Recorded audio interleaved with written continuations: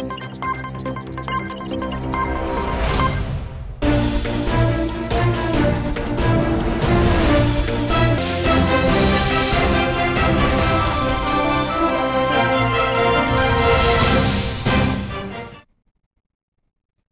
To A1 TV Telugu news. నేను భువన. Details చూద్దాం. తుఫాన్ ప్రభావంతో పంట నష్టంపై ప్రభుత్వం ప్రకటించిన అంచనాలు తప్పుగా ఉన్నాయని బీఆర్ఎస్ నేత పెద్ది సుదర్శన్ రెడ్డి విమర్శించారు. 4.47 లక్షల ఎకరాల్లో పంట నష్టం జరిగిందనే అంచనాలు వాస్తవానికి విరుద్ధమని అన్నారు. రైతులు తమ పంటను కొనుగోలు కేంద్రాలకు తీసుకెళ్లిన సమయంలో అకాల వర్షాలతో పంట తడిచి భారీ నష్టం వాటిల్లిందని తెలిపారు. మొక్కజొన్న పంట కొనుగోలుకు ప్రభుత్వం కొర్రీలు పెడుతూ రైతులను ఇబ్బందుల్లోకి నెడుతోందని ఆవేదన వ్యక్తం చేశారు. తేమ శాతం డ్యామేజ్ పరిగణలోకి తీసుకోకుండా పత్తి, వరి, మొక్కజొన్న పంటలను కొనుగోలు చేయాలని డిమాండ్ చేశారు. రైతులను ఆదుకోవడం ప్రభుత్వ బాధ్యత అని హెచ్చరించారు. మార్కెట్లలో పంట మొత్తం కొట్టుకపోయి నీలపాలైంది. కొనుగోలు కేంద్రాలు అక్కడిక్కడ ప్రారంభమైనటువంటి కొనుగోలు కేంద్రాల వద్ద ధాన్యం మొత్తం కూడా తడిసి ముద్దై మొలకెత్తుతున్నది. ఈ మొక్కజొన్న కొనుగోలు చేస్తామని చెప్పారు, కానీ ఎక్కడ కూడా కాంటాలు అనుకున్నంత స్పీడ్గా జరగటం లేదు.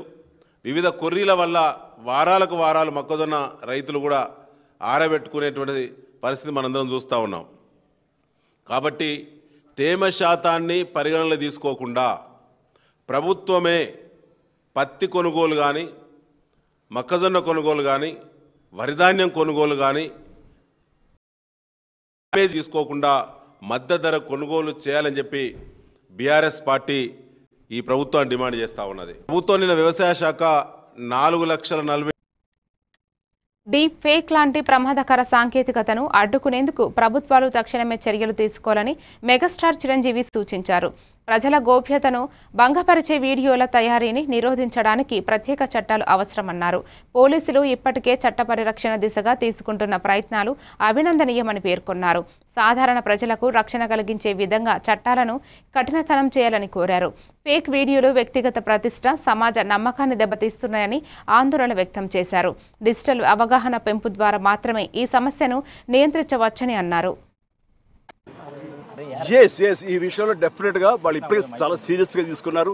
ఈ విషయంలో డైరెక్ట్గా సజ్జనార్ గారు ఆయన ప్రస్తావించారు. Is very serious and definitely ఇది ఒక పెద్ద గొడ్డలి పెట్టు మనకి. దాని మీద పూర్తిగా స్పందించి అన్ని రకాలుగా ఒక చట్టం తీసుకొచ్చే దిశగా పోలీస్ వ్యవస్థ, శ్రీ శివధార్ గారు వీళ్ళందరూ కూడా ప్రయత్నం చేస్తున్నారు. అండ్ డెఫినెట్లీ వాళ్ళ యొక్క అనుకున్నది నెరవేరుతుంది. అండ్ సామాన్యులకి డెఫినెట్లీ ఇలాంటి అవాంతరం నుంచి వాళ్ళకి రక్షణ లభిస్తుంది. అంటే జనరల్ గా టెక్నాలజీ అనేది రానున్న రోజుల్లో కూడా ఎక్కువ అవుతున్నటువంటి సమయంలో అటువంటి సమస్యలు కూడా అంతే స్థాయిలో ఎక్కువ అవుతున్నటువంటి మంచి వస్తున్నప్పుడు అండి, మంచి జరుగుతున్నప్పుడు మంచితో పాటు చెడు కూడా కొట్టు వస్తుంది. మనం చేస్తే ఫిల్టర్స్ ఏర్పరచుకోవాలి. దానికి మన వ్యవస్థలు ఉన్నాయి. ముఖ్యంగా ప్రధానంగా పోలీస్ వ్యవస్థ ఖచ్చితంగా వాళ్ళు they will do there best to overcome these problems. But we have to welcome the technology, advance technology ఎప్పుడు మనం వెల్కమ్ చేయాలి. ఈ వెల్కమ్ చేసే దాంట్లో బై ప్రోడక్ట్ కొంచెం బ్యాడ్ కూడా వస్తుంది. దాన్ని ఎలా ప్రక్షాళన చేయాలని దాని మీద వాళ్ళు పూర్తి స్థాయి దృష్టి పెట్టారు. దీనికి ప్రభుత్వాలు కూడా సహకరిస్తాయి. వాళ్ళు డెఫినెట్గా అసెంబ్లీలో చట్టాలు తీసుకొస్తారు. వాళ్ళ స్ట్రాంగ్గా ఉంటారు. ఇంక ఇలాంటివి ఆటలు కొనసాగనివి కూడా చేస్తారు. బీహార్ అసెంబ్లీ ఎన్నికల నేపథ్యంలో ఎన్డీఏ కూటమి తమ ఎన్నికల మేనిఫెస్టో సంకల్ప పత్రాన్ని విడుదల చేసింది. పాట్నాలో జరిగిన కార్యక్రమంలో కేంద్ర మంత్రి జేపీ నడ్డా, సీఎం నితీష్ కుమార్, చిరాగ్ పాశ్వాన్ తదితరులు పాల్గొన్నారు. రాష్ట్రంలో 1 కోటి ఉద్యోగాలు కల్పించడమే ప్రధాన హామీగా పేర్కొన్నారు. ప్రభుత్వ, ప్రైవేటు రంగాల్లో ఉద్యోగాలు సృష్టిస్తామని హామీ ఇచ్చారు. ప్రతి జిల్లాలో మెగా స్కిల్ సెంటర్ ఏర్పాటు చేస్తామని తెలిపారు. మహిళా సాధికారత, రైతుల సంక్షేమం, పేదల ఉపాధి అంశాలకు ప్రాధాన్యం ఇచ్చారు. బీహార్ను గ్లోబల్ స్కిల్లింగ్ హబ్గా తీర్చిదిద్దడమే తమ లక్ష్యమని ఎన్డీఏ కూటమి ప్రకటించింది.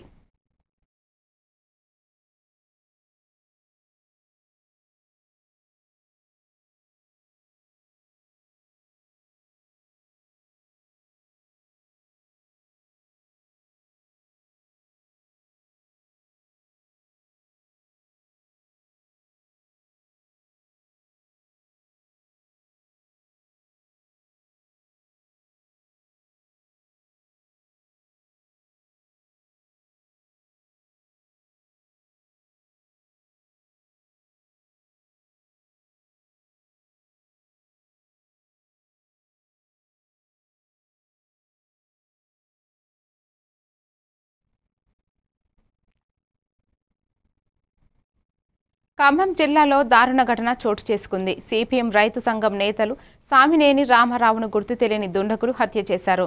చింతకాని మండలం పాతర్లపాడు గ్రామంలో ఉదయం వాకింగ్కు వెళ్లిన రామారావుపై దుండగులు దాడి చేశారు. పదునైన ఆయుధంతో గొంతు కోసి హతమార్చినట్లు పోలీసులు తెలిపారు. రక్తపు మడుగులో పడి ఉన్న రామారావును గమనించిన స్థానికులు వెంటనే సమాచారం ఇచ్చారు. పోలీసులు కేసు నమోదు చేసి దర్యాప్తు చేపట్టారు. రాజకీయ కారణాలు ఉన్నాయా అనే కోణంలో కూడా విచారణ కొనసాగుతోంది. ఈ హత్యతో స్థానికంగా ఉద్రిక్తత నెలకొంది. ఈనాడు ఎక్కడా లేనటువంటి పరిణామం మనం చూస్తున్నటువంటి నేపథ్యంలో మధుర నియోజకవర్గంలో గత 2 సంవత్సరాల క్రితం ఒక ఘటన జరిగింది. కాంగ్రెస్ వాళ్ళే సిపిఎం పార్టీ కార్యకర్తను చంపేశారు. మళ్ళీ ఇవాళ సిపిఎం నాయకుడిని సామినేని రామారావు గారిని కూడా ఆ కాంగ్రెస్ పార్టీకి చెందినటువంటి వాళ్ళే కుట్ర చేసి తయారు చేసి చంపించినటువంటి ఘటనని చూస్తూ ఉన్నాం. ఏ ధైర్యంతో ఇక్కడ జరుగుతూ ఉంది అనే దానికి ఈ ప్రభుత్వం సమాధానం చెప్పాల్సినటువంటి అవసరం ఉంది. మేము ఏమి చేసినా సరిపోతుంది, హత్యలు చేసినా, దాడులు చేసినా, దౌర్జన్యాలు చేసినా, దుర్మార్గాలు చేసినా సరిపోతుంది అనేటటువంటి ఒక ధోరణితోని ఇక్కడ ఉన్నటువంటి కాంగ్రెస్ నాయకత్వం వ్యవహరిస్తూ ఉంది అని అంటే దీనికి భరోసా ఇచ్చేటటువంటి వాళ్లే దీనికి జవాబుదారీగా ఉండాల్సినటువంటి పరిస్థితి ఏర్పడుతుంది అని చెప్పేసి తెలియజేస్తూ ఉన్నాం. అందుకనే ప్రజలు కూడా ఆలోచించాలి, ఇటువంటి వాటికి తావు లేకుండా చేయాలి.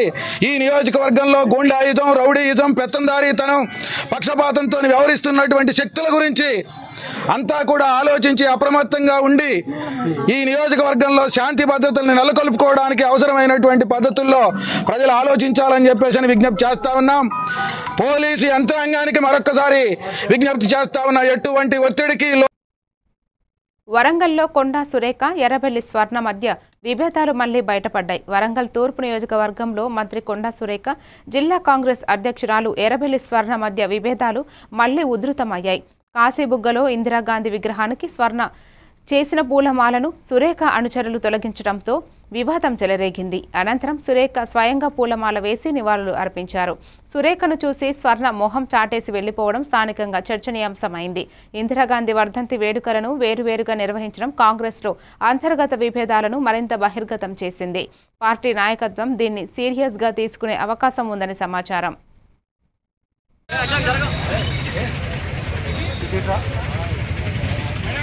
Madam madam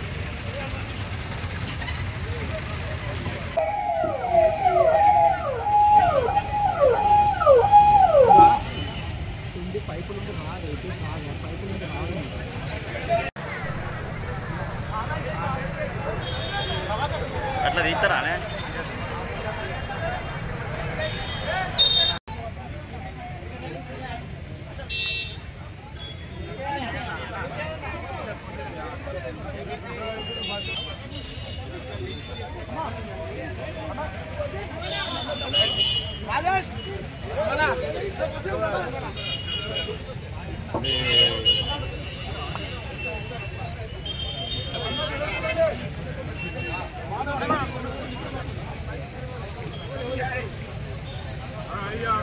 madam madam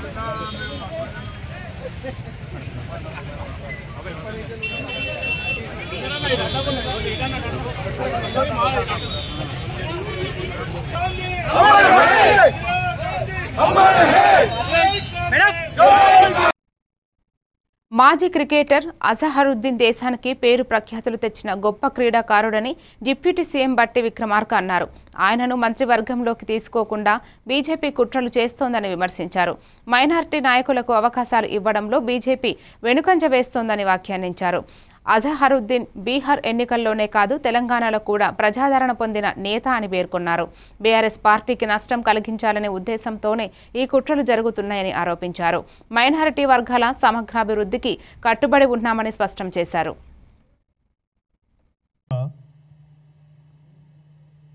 Shri Mohammed అజరుద్దీన్ని రాష్ట్ర మంత్రివర్గంలోకి తీసుకోకుండా బీజేపీ కుట్రలు చేసే కార్యక్రమాన్ని తీవ్రంగా ఖండిస్తూ ఉన్నాను. వారు ప్రత్యేకంగా రాష్ట్ర భారతీయ జనతా పార్టీకి సంబంధించిన నాయకత్వం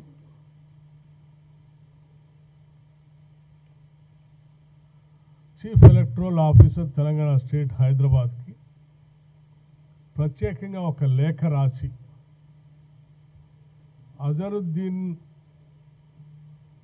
అజరుద్దీన్ గారిని రాష్ట్ర క్యాబినెట్లోకి కాంగ్రెస్ పార్టీ ఆలోచన మేరకు ప్రభుత్వంలోకి ఆయన మంత్రివర్గంలో తీసుకుంటున్నారు అని పత్రికల ద్వారా తెలిసింది. విజయవాడలో సర్దార్ వల్లభాయ్ పటేల్ జయంతి సందర్భంగా ఏక్తా ర్యాలీ ఘనంగా నిర్వహించారు. ఈ కార్యక్రమంలో ముఖ్య అతిథులుగా ఎంపీ కేసినేని శివనాథ్, బీజేపీ రాష్ట్ర అధ్యక్షుడు పీవీఎన్ మాధవ్ పాల్గొన్నారు. ఇందిరాగాంధీ స్టేడియం నుంచి బెంజ్ సర్కిల్ వరకు ర్యాలీ సాగింది. సర్దార్ పటేల్ దృఢ సంకల్పం, నాయకత్వాన్ని ప్రజలకు స్మరింపరించారు. ఐక్యత, సమగ్రత, సార్థకత పటేల్ కృషి చేశారని పేర్కొన్నారు. దేశ ఏకత కోసం ఆయన చూపిన మార్గం ప్రతి ఒక్కరిని ప్రేరణగా నిలుస్తుందని నేతలు చెప్పారు. ఈ ర్యాలీలో పార్టీ కార్యకర్తలు భారీగా పాల్గొన్నారు.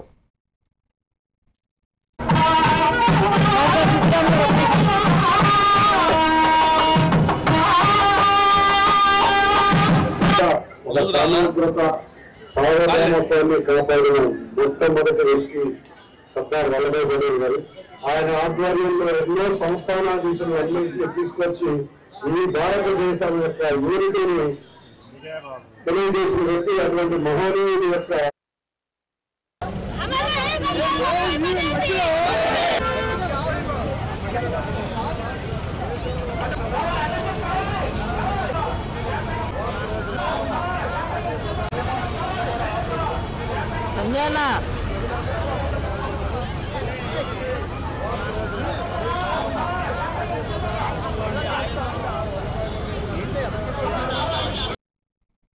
తెలంగాణ రాష్ట్ర మంత్రిగా మహమ్మద్ అజహరుద్దీన్ ప్రమాణం చేశారు. రాజ్ భవన్లో గవర్నర్ జిష్ణుదేవ్ వర్మ ఆయనతో ప్రమాణం చేయించగా సీఎం రేవంత్ రెడ్డి సమక్షంలో కార్యక్రమం జరిగింది. మైనారిటీ ప్రాతినిధ్యం కోసం కేబినెట్లో అజహరుద్దీన్ను ఎంపిక చేశారు. ఆయనకు మైనారిటీ సంక్షేమ శాఖ అప్పగించే అవకాశం ఉందని సమాచారం. అజహరుద్దీన్ రాజకీయాల్లో ప్రజలకు సేవ చేయాలన్న సంకల్పంతో అడుగు పెట్టారని పేర్కొన్నారు. క్రీడా ప్రపంచంలో పేరు తెచ్చుకున్న ఆయన ప్రజాసేవలో కొత్త అధ్యయనం ప్రారంభించారు. ఈ ప్రమాణ స్వీకారంతో మైనారిటీలలో ఆనందం వ్యక్తమవుతోంది.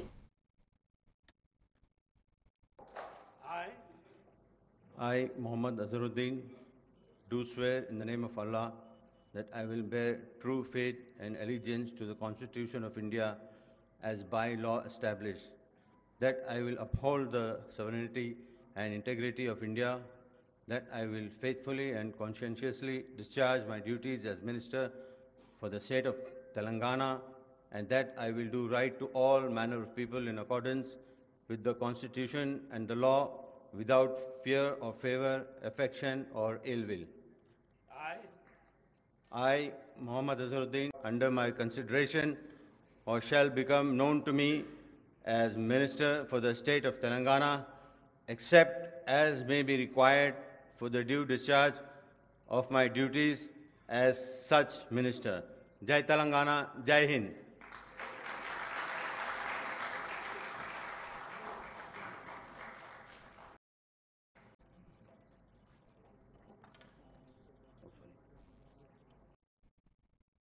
ఏఐసీసీ అధ్యక్షుడు మల్లికార్జున ఖర్గే ఆర్ఎస్ఎస్ పై తీవ్ర వ్యాఖ్యలు చేశారు. దేశంలో అల్లర్లు, హింసకు ఆర్ఎస్ఎస్ కారణమని ఆరోపించారు. పటేల్ ఆశయాలను మోదీ గౌరవిస్తుంటే వెంటనే ఆర్ఎస్ఎస్ను నిషేధించాలని డిమాండ్ చేశారు. సర్దార్ పటేల్ లాంటి నేతలు దేశ ఏకతా కోసం పనిచేశారని, ఆర్ఎస్ఎస్ మాత్రం విభజన రాజకీయాలు చేస్తోందని అన్నారు. కేంద్ర ప్రభుత్వం ప్రజాస్వామ్య విలువలను కాపాడాలంటే సంస్థలపై ఆధారపడకూడదని సూచించారు. కాంగ్రెస్ దేశ సమగ్రతకు కట్టుబడి ఉందని ఖర్గే స్పష్టం చేశారు. और आरएसएस के बारे में अगर हम कुछ कहें तो लोग डायरेक्टली हम पे टीका करते हैं, लेकिन मैं सरदार पटेल जी के भाषा में अगर कहूँ, गांधी जी की मृत्यु पर आरएसएस वालों ने जो हर्ष प्रकट किया और मिठाई बांटी, उससे ये विरोध और भी बढ़ गया। इन हालात में सरकार की आरएसएस के खिलाफ कदम उठाने के अलावा कोई और रास्ता नहीं बचा था।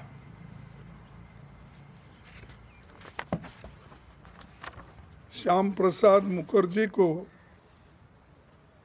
ये पत्र लिखते हुए उन्होंने कहा और ये भी उन्होंने कहा कि जो रिपोर्ट उनके पास आई थी उस रिपोर्ट का जिक्र करते हुए रिपोर्ट से सिद्ध होता है आरएसएस और हिंदू महासभा खासकर संघ की गतिविधियों के कारण देश में जिस वातावरण का निर्माण हुआ उसी से गांधी जी की हत्या हुई। ये तो मैं उनके शब्दों में कह रहा हूँ और उन्होंने जो कहा है वो आपके सामने पेश कर रहा हूँ।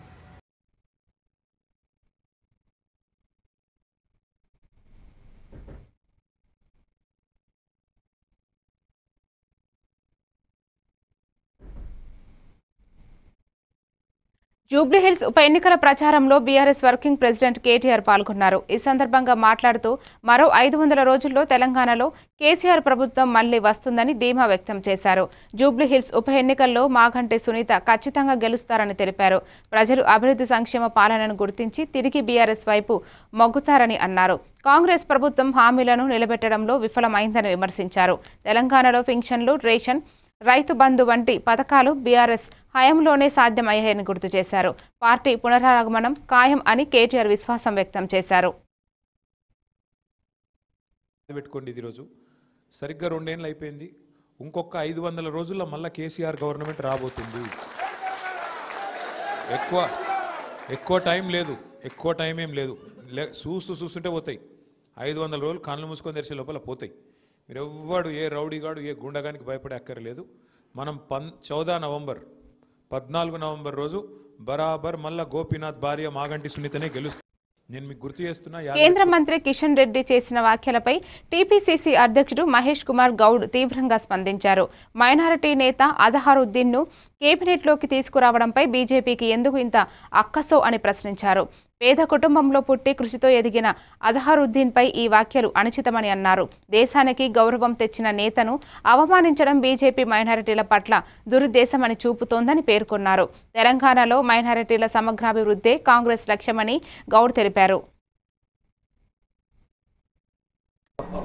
దేశ ద్రోహులెవరో దేశ భక్తులెవరో కూడా తేల్చుకోలేని దుస్థితిలో కేంద్ర మంత్రి ఉండడం, కిషన్ రెడ్డి గారు ఉండడం దౌర్భాగ్యం.